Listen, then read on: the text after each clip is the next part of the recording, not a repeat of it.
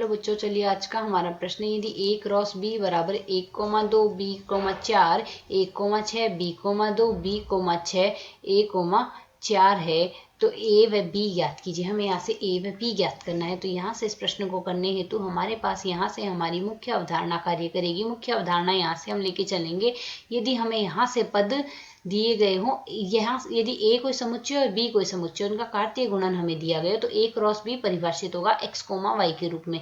यहाँ जो x होता है वह तो a का अवयव होता है और y जो होता है वह हमेशा b का अवयव होता है। इस प्रकार अवयव हमारे पास लिखे जाते हैं।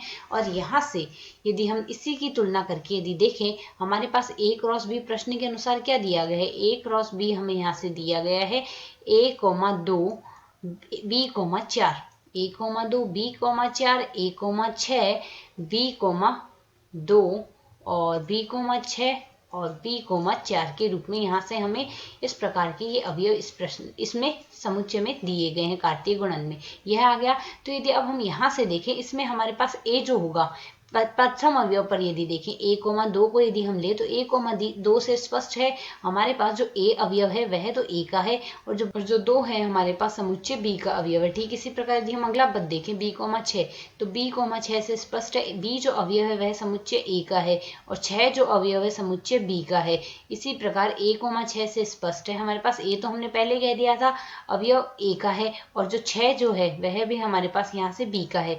यह हम यहाँ से स्पष्ट तरीके से कह सकते हैं a तो a का है और b हमारे पास 6 का है। ठीक इसी प्रकार यदि हम b, 2 से देखें तो b, 2 से b तो a का आ गया, 2 जो है वो b समुच्चय का आ गया, b, 6 से भी हमने लिख दिया है और b, 4 और रह गया। यदि b, 4 और हम देखें तो b, 4 से हम क्या कह सकते हैं, b, 4 से हमारे पास आएगा b जो अवयव है वह तो a का आएगा और जो 4 अवयव है वह हमारे पास b समुच्चय का आएगा। तो यदि यहाँ से हम देखें हमें a व b समुच्चय लिखने हैं तो a में हमारे पास कुल कितने अवयव आए हैं, 2 ही अवयव तो आए हैं a और b समुच्चय में हमारे पास कुल कितने अवयव आए हैं, 2, 4 और 6। तो यह है हमारे पास a व b समुच्चय परिभाषित हुए। आशा है समझ आया। धन्यवाद।